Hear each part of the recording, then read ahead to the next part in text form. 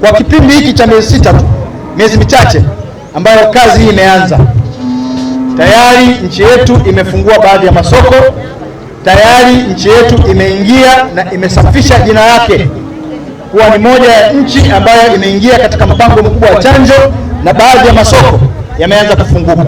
Sisi tunampongeza sana serikali ya awamu ya 6, lakini kwa namna pekee tunawapongeza sana Wizara ya Mifugo na Uvuvi. Ndugu zangu, tunamaanisha tunaposema hivyo. Jambo hili halikuwa dogo. Lilipokuja kwenye kamati kulikuwa na wasiwasi mwingi wa wabunge, lakini wizara ilisimama kidete, ikasema itafanya uelimishaji, itazunguka, itafanya ushawishi kwa wafugaji. Jambo hili limefanyika vizuri sana na mmeifanya hii kazi na mmeisimamia vizuri sana. Napongeza sana chama cha wafugaji kupitia kwa katibu wao kwa namna walivyounga mkono jitihada hizi.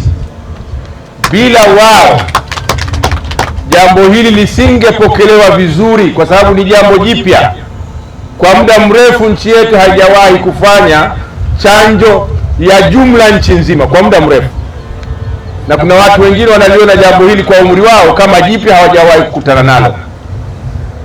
Na jambo hili lilikuwa na upotoshaji mwingi kuhusu ubora wa chanjo, kuhusu heleni, wengine wakifanya mizaha kwamba ng'ombe wanavalishwa heleni kama wanadamu.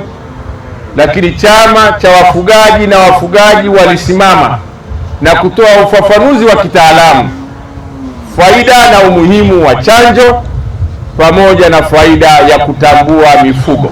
Sisi kama wafugaji wa nchi hii, kwa kweli zoezi hili tumelipokea kwa mikono miwili, baada ya kutambua na kufahamu kuwa mifugo inapochanjwa na kutambuliwa tutapata faida kubwa. Kwanza, kupata masoko ya kimataifa, lakini pia kutambua na kufahamu idadi ya mifugo iliyoko nchini. Zoezi hili, Mheshimiwa Mwenyekiti, lilikuwa na kelele huko nyuma, lakini ni kwa sababu ya uelewa. Lakini kwa sasa hakuna kelele, wafugaji tuko bega kwa bega na serikali. Kikubwa Mheshimiwa Mwenyekiti, elimu iongezwe kwa wafugaji ili sasa mfugaji popote alipo aweze kufikiwa. Lakini jambo lingine Mheshimiwa Mwenyekiti, chanjo hii sisi wafugaji imetuokoa sana, pamoja na kiangazi chote hiki kikubwa, lakini hakuna mfugaji aliyeua mifugo kwa ugonjwa wa mapafu.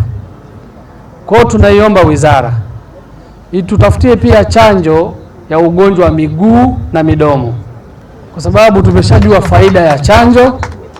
Sasa tunaomba chanjo iwe ni ratiba, isiwe ni chanjo moja.